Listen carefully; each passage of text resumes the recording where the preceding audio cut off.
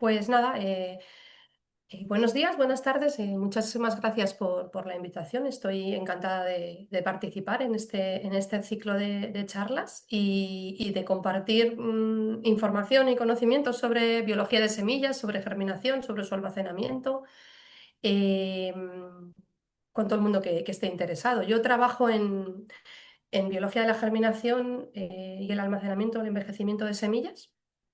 Y trabajo como han comentado antes, en la Escuela de Ingeniería Agronómica, Alimentaria y de Biosistemas de la Universidad Politécnica de Madrid. Em, Empezamos así como pues, por lo más básico, pero bueno, una semilla es la estructura de propagación de los dos grandes grupos de plantas en el planeta Tierra, que serían gimnospermas y angiospermas, ¿no? Entonces, esa estructura tiene mucha variabilidad. Hay muchos, ya no tipos de semillas fisiológicamente, sino también morfológicamente. Hay estructuras internas muy distintas, hay estructuras externas que pueden ser de muchos colores, con muchas estructuras diferentes, pero la estructura básica de la semilla estaría compuesta pues, por una cubierta seminal, un tejido de reserva que llamamos endospermo, que a veces puede desaparecer, pero que en muchas semillas está presente, y un embrión, ¿no? Y sería este embrión el que al germinar la semilla da lugar a una nueva planta. El embrión tiene uno o dos cotiledones, dependiendo de si estamos hablando de semillas de monocotiledonias o dicotiledonias, y, como comentábamos, su función principal es la propagación de plantas. Esta propagación se lleva a cabo a través de un proceso fisiológico que llamamos germinación. ¿Mm? Este proceso de la germinación tiene una serie de pasos. A nivel morfológico, lo que ocurre es lo que se puede ver en esta imagen. Primero se rompe la cubierta seminal, luego se rompe ese endospermo, esas dos capas externas, y finalmente emerge la radícula, el ápice de la raíz del embrión, a través de unas mitosis, pues crece y emerge, ¿no? Y este proceso se inicia con la imbibición. La semilla es una estructura muy poco habitual a nivel biológico, porque es una estructura celular capaz de mantener un metabolismo latente con un contenido de agua muy bajo. Es una estructura seca, ¿vale? Y es algo muy poco habitual. En el reino animal es prácticamente inexistente, pero en el reino vegetal son capaces de desarrollar una estructura citoplasmática donde con muy bajo contenido de agua las moléculas son capaces de mantenerse latentes y cuando reciben agua, cuando se produce la imbibición, reorganizar esa estructura molecular y activar el metabolismo, ¿vale? Por lo tanto, la germinación es un proceso que se inicia con esa imbibición de agua. En la primera fase hay una captación de agua muy rápida. Luego hay una fase de preparación metabólica para el inicio de la mitosis, del crecimiento de la raíz. Y cuando ya finalmente el embrión está preparado, se rompe la cubierta seminal, rompe el endospermo y sale la emergencia de la raíz. Mm, Este proceso está regulado a nivel hormonal por dos hormonas principales, que serían las giberelinas y el ácido abscísico. Las giberelinas promueven la germinación, se sintetizan generalmente cuando la semilla está en condiciones óptimas, cuando está en sus condiciones óptimas de temperatura, de humedad, de concentración de oxígeno, de luz o de oscuridad, dependiendo de las preferencias de la especie o de la población de semillas. Se activa la síntesis de giberelinas y se activan los procesos que llevan a la germinación. Y el ácido abscísico reprime o frena esta germinación. Las giberelinas están implicadas en un montón de procesos diferentes metabólicos. Uno de los principales es la activación de la síntesis de enzimas que movilizan las reservas de la semilla. La semilla tiene reservas, muchas de estas reservas pueden ser carbohidratos, y las giberelinas activan la síntesis de enzimas como la alfamilasa, que hidrolizan estas reservas y promueven la división celular. ¿Vale? De manera que a nivel metabólico, esta misma gráfica que teníamos antes en la que veíamos la captación de agua en las células del embrión, pues podemos ver todos los procesos metabólicos que se van produciendo, ¿no? En ese inicio de imbibición, cuando se llega a un contenido de agua de un 20% más o menos, se puede dar lugar en un inicio de la respiración celular, en la mitocondria, y un inicio de síntesis de proteínas a partir de RNA mensajeros que están almacenados en la semilla. Se inicia una reparación del ADN y conforme va aumentando el contenido de agua, se inicia una síntesis de ARN mensajero de nuevo, una síntesis de proteínas de nuevo, todo esto ya estaría activado también por giberelinas, una movilización de reservas y un inicio de la mitosis celular, que es la que llevará al crecimiento celular de la raíz y la que lleva a la elongación de la raíz. Consideramos que una semilla ha germinado cuando la raíz ha crecido 1 milímetro, ¿vale? O sea que la germinación, ese sería todo el proceso que ocurre desde que se imbibe la semilla hasta que la semilla tiene una raíz de 1 milímetro. Y luego ya vendría el desarrollo de la planta. Este proceso ocurre controlado por distintos factores, factores que pueden ser externos o pueden ser internos. Los factores externos, como hemos visto antes en la diapositiva, que controlan la síntesis de giberelinas, pues serían el agua, tiene que haber imbibición, la concentración de oxígeno, la temperatura y la luz. Vamos a empezar a centrarnos en la temperatura y la luz porque son los dos factores que más habitualmente podemos controlar tanto en laboratorios como en invernaderos, como en pues, producciones de planta, en jardinería, etcétera, ¿no? Entonces, la temperatura tiene un efecto muy importante en la germinación. Estos son unos resultados pues, de un ensayo que hice hace unos años con rúcula, ¿vale? Toda especie está normalmente tiene unas temperaturas óptimas. Hablo en plural porque la temperatura óptima va a depender no solo de la especie, sino también de la población, de la variedad. Hay una variabilidad intraespecífica dentro de la especie en esa temperatura óptima, ¿no? Pero cuando evaluamos una población de semillas, un lote de semillas, podemos obtener cuál es su temperatura óptima. En este caso de esta rúcula sería 25 grados. Y luego hay toda una serie de temperaturas que llamamos subóptimas, en las que la especie también germina, o la población o el lote también germina. Rúcula puede germinar más rápido y al 100% de germinación a 25 grados, a 20 grados también germina al 100%, pero tarda un poco más, y puede llegar a germinar incluso al 50% a 30 grados. ¿Vale? Pero luego tiene una temperatura base a partir de la que no germina, que serían 10 grados, ¿no? Por debajo de 100 grados, rúcula ya no germina. Por lo tanto, la temperatura vemos que tiene un impacto, un efecto muy importante en el control de la germinación. La luz ocurre lo mismo, hay especies que son muy sensibles a luz y otras especies que no. Y aquí muestro dos ejemplos. Camelina es una especie muy importante ahora en un cultivo bioenergético muy importante.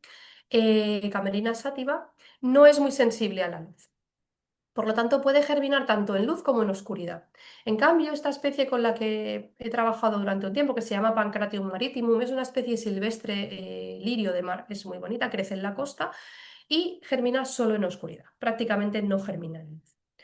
Estas adaptaciones a la germinación a diferentes temperaturas, a la germinación a luz o a oscuridad, al final son adaptaciones al clima, adaptaciones al medio, entonces tienen una respuesta, son una respuesta ecológica. En el caso de Pancratium maritimum, es una especie que germina en la costa, en otoño o en primavera, donde las temperaturas pueden ser muy altas en el Mediterráneo, porque es una especie del Mediterráneo, especialmente en el centro del día, al mediodía. Y es una especie que está adaptada a germinar en oscuridad porque está adaptada a germinar enterrada bajo tierra, ¿no? La germinación en oscuridad, al final, lo que simula en el laboratorio es una germinación enterrada bajo tierra. La germinación en luz es una germinación en superficie, es cuando en un sembrado la semilla queda arriba y no se hace una zanja y no se entierra y puede germinar, ¿no? Camelina sativa es una especie colonizadora, germina muy rápido y germina, como habéis visto antes, en un rango de temperaturas bastante amplio y germina en igualdad de condiciones en luz y en oscuridad. Pancratium maritimum está adaptado a germinar en condiciones adversas en la costa mediterránea y solo germina en oscuridad, puesto que si germinara en luz, probablemente el calor y el sol del mediodía reduciría mucho la posibilidad de supervivencia de la planta. Así pues, hemos visto que si controlamos la temperatura y la humedad y conocemos y la humedad y la luz y conocemos cuáles son las condiciones óptimas para germinar un lote de semillas de una especie, eh, podríamos hacerlo germinar, ¿no? La pregunta sería, ¿van a germinar? O sea, si yo sé que la temperatura óptima de unas semillas que he adquirido es X, la que me ha dado la compañía o donde las he adquirido, y necesitan luz, y las pongo en luz y las pongo con esta temperatura, ¿germinarán? Pues bueno, intuitivamente, creo que desde que somos niños pensamos que sí, porque todo el mundo ha hecho algún experimento en el colegio en el que, pues, con un algodón en un vaso de yogur pones un garbanzo, una judía, una alubia y germina, ¿no? Pero cuando uno ya va creciendo e intenta aumentar su experiencia en jardinería, en horticultura, ya vamos viendo que no es tan fácil germinar, ¿no? Hay muchas semillas que no te van a germinar. Cuando una semilla está en condiciones óptimas, por lo tanto los factores externos están controlados y no está germinando, es debido a impedimentos físicos o a inhibidores fisiológicos, lo que llamamos factores internos, ¿no? Y esto es lo que llamamos dormición, a veces también se llama latencia. La dormición, la definición estándar es una semilla que, estando en la capacidad para germinar, con la combinación de factores medioambientales adecuados, no germina, ¿no? Por lo tanto, temperatura óptima, luz o oscuridad, lo que necesite, y la semilla no germina. La dormición es un mecanismo que permite la adaptación a medios cambiantes y es un mecanismo muy habitual en especies silvestres. La gran mayor parte de especies silvestres tienen dormición. Esa dormición puede tener niveles diferentes, puede ser más o menos durmiente entre individuos, entre semillas dentro de un lote. Con lo cual, al final acaba siendo un mecanismo adaptativo a una germinación no homogénea. Una población de semillas que germina de una forma no homogénea estará más adaptada a cambios en el clima. No germinarán todas en el mismo momento y por lo tanto si luego viene una helada o una subida de temperaturas que afecta la viabilidad de las plántulas, pues no morirán todas, ¿no? Em, este mecanismo de la dormición suele ser inexistente o muy reducido en especies cultivadas.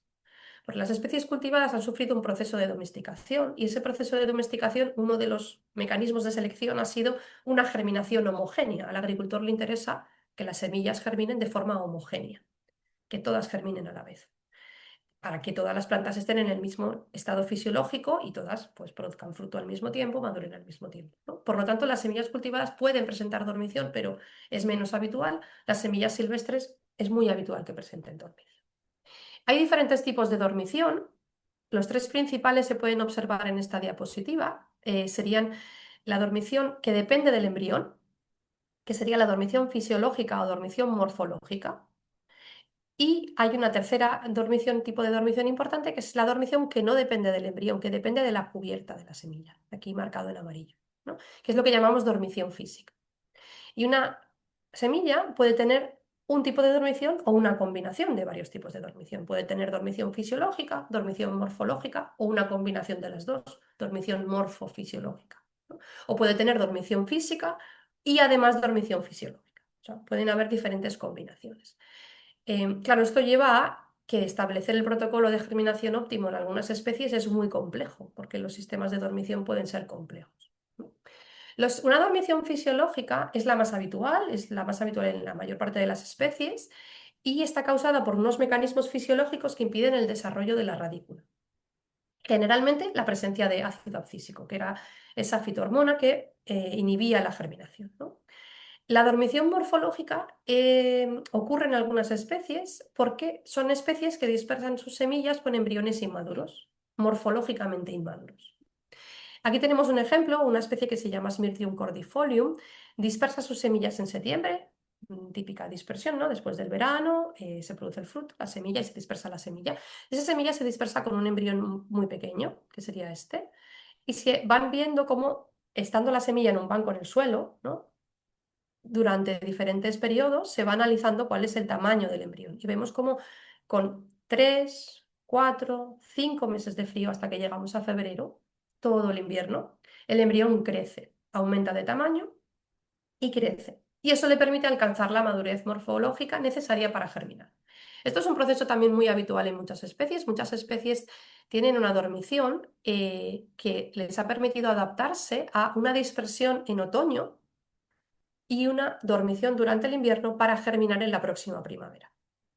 Otoño es una época en la que hay muchas lluvias, puede haber temperaturas cálidas y cuando la semilla se dispersa en otoño podría germinar, porque probablemente hay unas temperaturas entre 20 y 25, haya disponibilidad de agua, las condiciones adecuadas para su germinación. Pero inmediatamente viene el invierno y una plántula muchas veces no está adaptada a esa supervivencia en el invierno. De manera que la dormición en este caso permite, esta es una dormición primaria, nada más dispersarse la semilla, permite que esa semilla, esa especie se adapte a dispersarse en otoño, soportar todo el invierno y germinar en primavera, cuando ya van a venir unas condiciones más favorables para el desarrollo de la planta. Por lo tanto, esto sería la dormición fisiológica y morfológica que muchas veces se encuentran en combinación y hay muchas especies que presentan ambas a la vez, ¿no? Hay técnicas que permiten romper esta dormición y lo que hacen es intentar mimetizar lo que ocurriría en campo, lo que ocurriría en la naturaleza, para producir una maduración de la semilla, de manera que tú lo produzcas, lo hagas en un vivero, en un laboratorio, en un jardín, y luego puedas sembrar esas semillas y germinen. Estas técnicas se suelen basar o en inhibir digamos, hacer perder las sustancias inhibidoras, como pueden ser el ácido abscísico, o en producir la maduración del embrión. La técnica más habitual es la estratificación en frío. Esto es muy habitual en semillas forestales y en arbolados cultivados. La estratificación en frío consiste en un almacenamiento en frío que mimetiza esos meses en frío que hemos visto antes que ocurría con esta especie. Y es, como os digo, muy habitual en especies forestales. Por ejemplo, el manzano, etcétera, etcétera, ¿no? Estas especies suelen precisar unos cuantos meses en frío, pueden ser 6 semanas, pueden ser 8, dependiendo de la especie, dependiendo de la variedad. Y después de esos meses de frío, la semilla ya está preparada para germinar. Esto es una publicación de la especie de manzano, en la que se ve cómo el embrión, tras una estratificación en frío, ha crecido significativamente. Por lo tanto, manzano presenta un embrión morfológicamente durmiente, que después del frío aumenta su tamaño, aumentan además niveles de glutatión y otros antioxidantes, aumenta la actividad metabólica y esto lleva a la germinación. Como os comentaba, esto ocurre mucho en arbolado, pero no solo en arbolado. Esto es una semilla de comino. Las semillas de comino pueden germinar sin frío. La germinación es más o menos, según este artículo, en un 40% de germinación, pero tras una estratificación en frío de 6 o 8 semanas, la germinación aumenta hasta un 80%. Por lo tanto, hay una variabilidad dentro del lote, dentro de la población de semillas de comino. Pueden algunas germinar sin frío y otras van a requerir de frío para esa germinación. Hay otra técnica de ruptura de la dormición, de este tipo de dormición fisiológica o morfofisiológica, que sería el almacenamiento en seco, que en inglés se llama after ripening. Es muy habitual en cereales.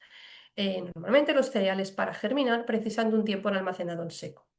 Aquí vemos un experimento con 3 semillas de trigo, en el que las semillas durmientes recién recolectadas no germinan, a las 24, 36 y 48 horas no han germinado.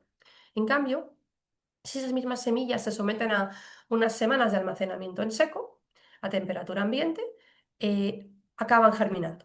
¿Vale? Por lo tanto, precisan de un tiempo de ese almacenamiento, mimetizando probablemente pues, un almacenamiento en un banco de semillas del suelo. Una tercera técnica para la ruptura de la dormición fisiológica o morfofisiológica sería el lavado de inhibidores. Si la semilla no puede germinar por altos niveles de ácido abscísico, esto se puede contrarrestar suplementando ácido gibrélico o gibrelinas, pero también se puede contrarrestar eliminando ese ácido abscísico. Y eso se puede eliminar por disolución. Por lo tanto, la imbibición en agua de la semilla en sí mismo, lo que sería regar la semilla cuando uno lo acaba de sembrar, hace que esos inhibidores de la germinación se diluyan y se eliminen y favorece la germinación. Como comentaba, otra de las opciones es añadir o aplicar promotores de la germinación. Eso serían las giberelinas. Las giberelinas es un promotor muy conocido de la germinación, se aplica en disolución y promueve la germinación de muchas especies. Estas serían diferentes técnicas para trabajar esta dormición fisiológica o morfológica.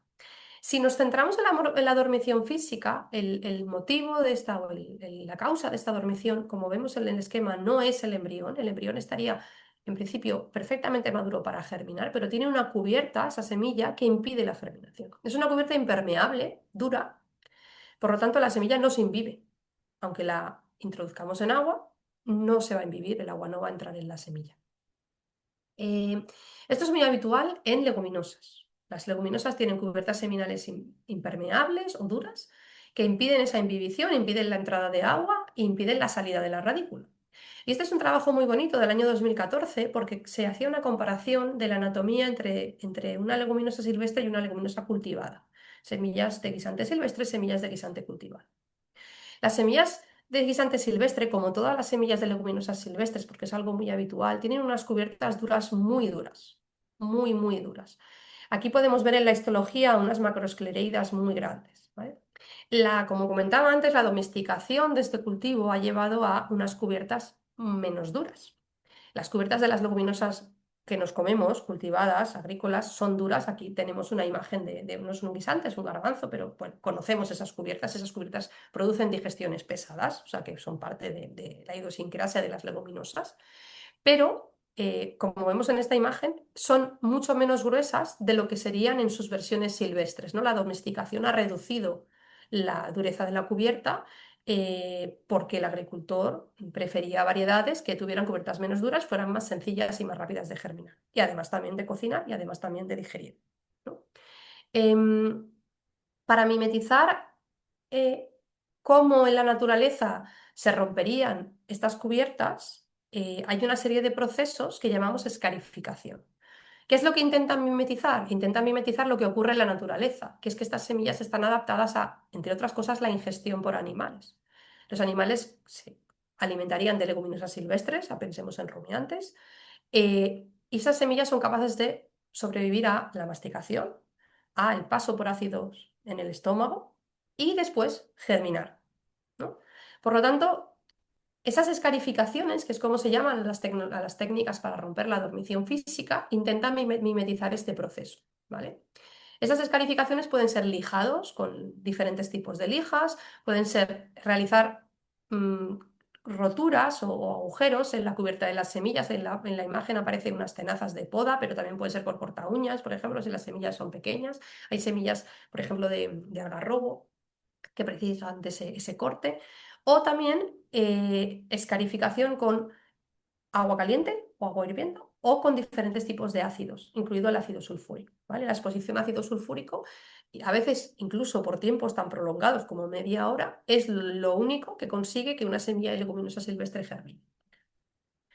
Este es un ejemplo de un trabajo de la Universidad de Choco, en Colombia, en el que probaron diferentes tecnologías, diferentes técnicas de escarificación para germinar las semillas de esta especie, Ochroma piramidale. Es un trabajo que me pareció interesante porque muestra muy bien cómo para acertar o para encontrar el protocolo óptimo de germinación de una especie, muchas veces hay que probar muchas cosas. Porque este tipo de protocolos, por ejemplo, de escarificación, son muy agresivos. Por lo tanto, eh, si no ajustas el tiempo y la concentración del ácido que vas a probar, pues puedes llegar a matar a la semilla. Pero si no lo pones suficiente tiempo, a lo mejor la cubierta sigue intacta, el agua no entra y la semilla no germina, ¿no? Entonces hay que ajustarlo muy bien. En este caso, conseguían un 60% de germinación con agua caliente a 80 grados, por ejemplo, que resultó ser uno de los tratamientos más útiles. Esto nos lleva a tener un poco una idea general de cómo funciona la germinación, de cómo funciona la dormición y de cómo la dormición al final en las semillas tiene un valor adaptativo muy importante. Y es un factor muy importante a la hora de estudiar la ecología y la ecofisiología de una especie, ¿no?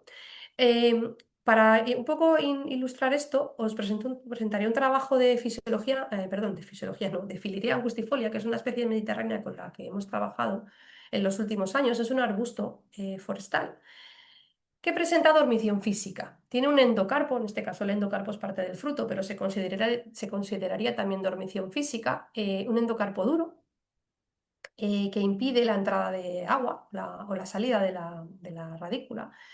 Y nosotros estudiamos cómo diferentes poblaciones recolectadas en diferentes hábitats que tenían climas diferentes tenían una respuesta distinta o no a esta germinación y dormición. Y encontramos que había muchas diferencias entre poblaciones y que había poblaciones en las que las semillas tenían una dormición mucho menor, o sea, una cubierta mucho menos dura que facilitaba mucho la germinación y por lo tanto las semillas germinaban mucho más rápido. Y estas poblaciones se encontraban en lugares con veranos más cálidos y más secos. Por lo tanto, una situación probablemente más hostil, ¿no? Que facilitaría que esa germinación fuera rápida, facilitaría su adaptación. Esta información es importante porque era una especie que es compleja de producir en invernaderos porque las semillas tenían esta dormición y los protocolos que aplicaban un año, los viveristas nos comentaban que al año siguiente no funcionaban. Y entonces no había un protocolo óptimo desarrollado que funcionara cada año.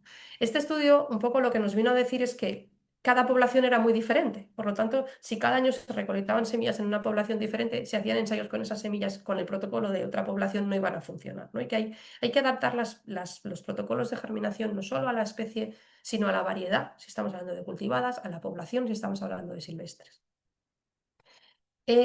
Si tenemos ya controlados esos protocolos, si tenemos un protocolo adaptado a factores externos, a factores internos de nuestra especie, de nuestra población, de nuestra variedad, ahora ya vendría el, bueno, pues ahora sí, ¿no? Ahora sí van a germinar. Yo les pondré en tierra, les pondré agua y germinarán. Y bueno, la respuesta es mm, casi siempre, pero no tiene por qué, porque hay un último factor a tener en cuenta que es que la semilla esté viva, la viabilidad de esa semilla. Si una semilla está en condiciones óptimas, medioambientales, los factores internos son conocidos y conocemos que no está en dormición y por lo tanto debería germinar, pero no germina, muy probablemente es que está muerta. La semilla ha estado almacenada en condiciones que no eran óptimas y ha muerto, ¿no? Claro, a veces es difícil de saber si no tienes una prueba bioquímica específica, que la existe, como por ejemplo la del tetrazolio, porque cuando nos enfrentamos a un lote de semillas de una especie en particular, muchas veces no conocemos las condiciones de almacenamiento óptimas de esa especie ni cuál es su longevidad, ¿no? Entonces, ¿qué sabemos un poco así en general de la longevidad de las semillas? Bueno, intuitivamente ya desde el siglo XIX hay intuiciones de que habían semillas muy antiguas que habían germinado. En el siglo XIX, con el auge de la egiptología en Inglaterra, hubo muchas noticias de semillas encontradas en yacimientos arqueológicos de Egipto que habían germinado. ¿Vale?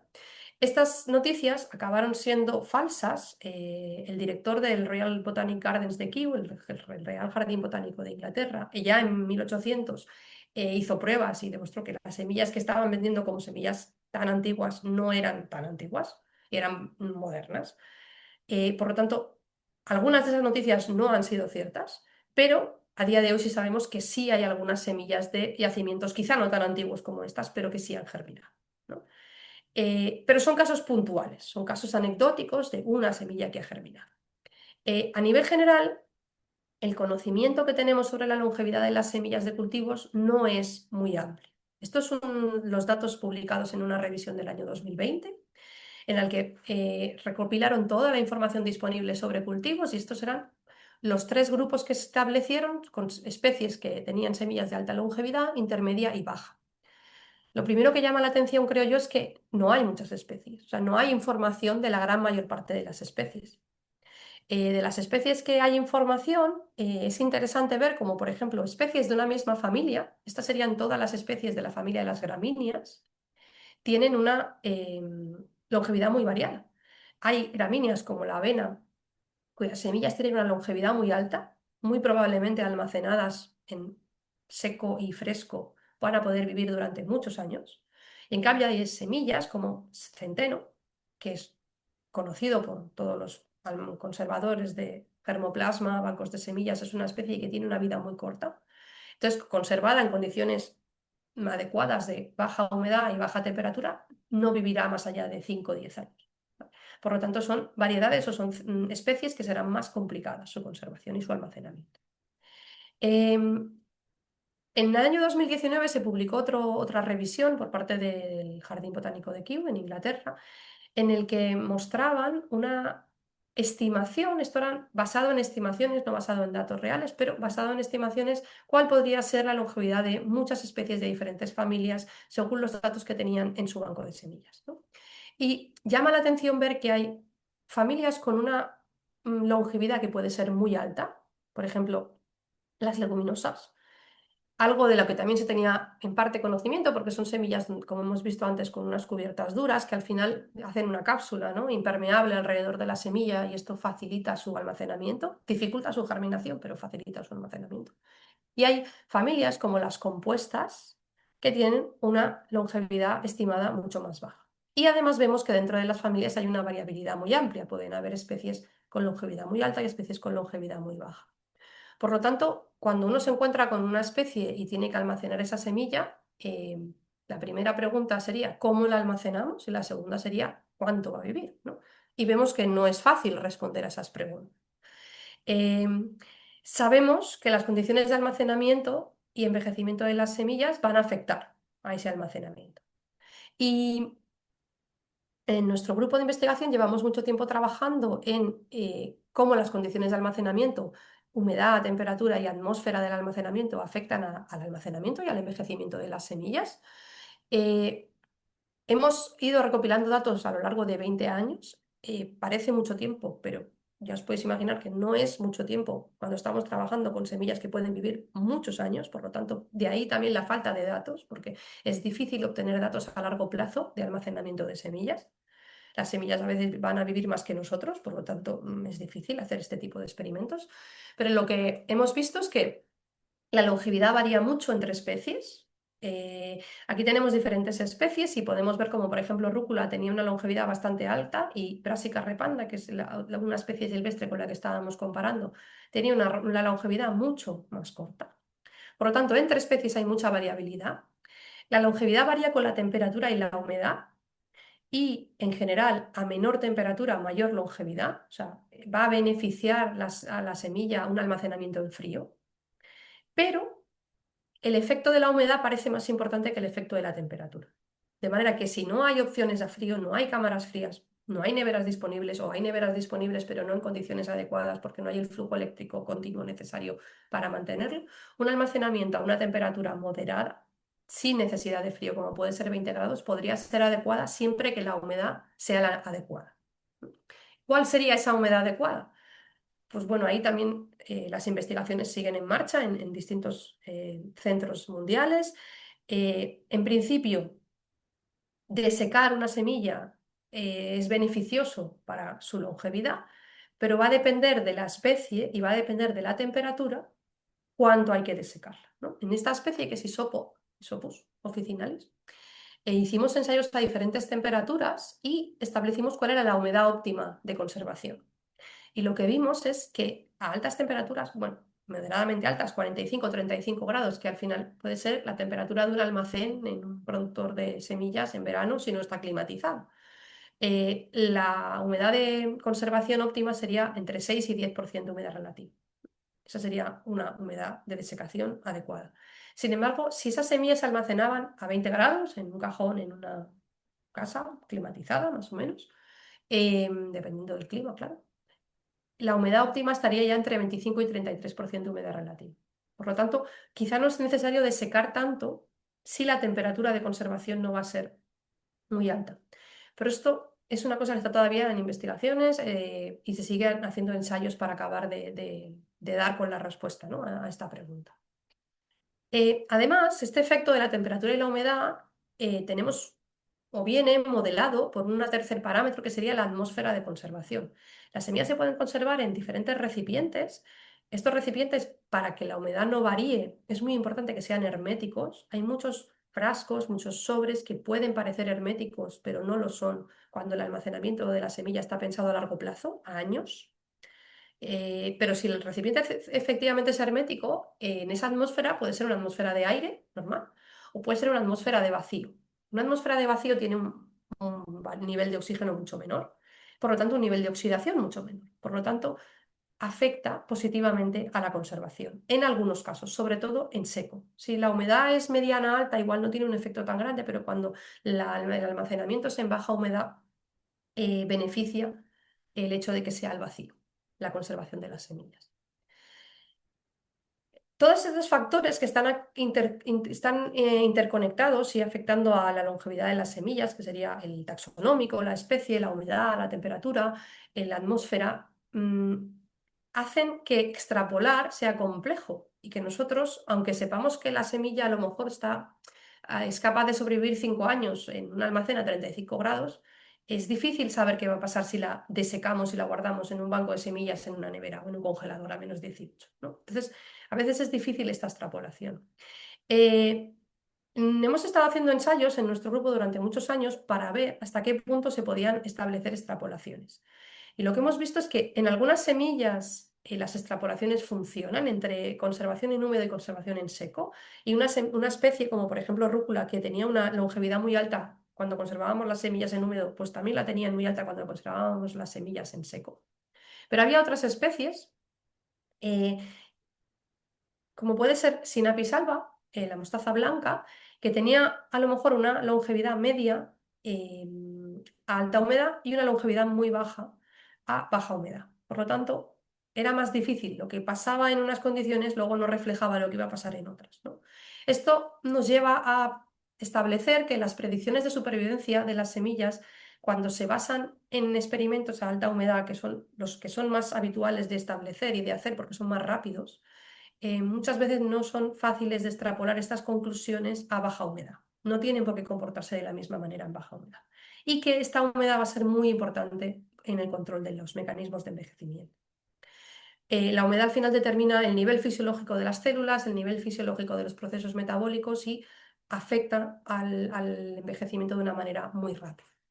Con esto, mi intención ha sido dar una visión general de cómo es la germinación de semillas, de cuáles son los requerimientos que puede tener una germinación, de qué factores externos pueden estar afectando, qué factores internos, o lo que llamamos dormición, pueden estar impactando en esta germinación y finalmente qué es importante conocer a la hora de almacenar semillas y prevenir este envejecimiento que en algunas especies puede no ser muy significativo, como por ejemplo en avena, pero en otras puede tener un impacto muy grande, como puede ser centeno. Y quedo a la espera de si tenéis alguna pregunta o alguna consulta.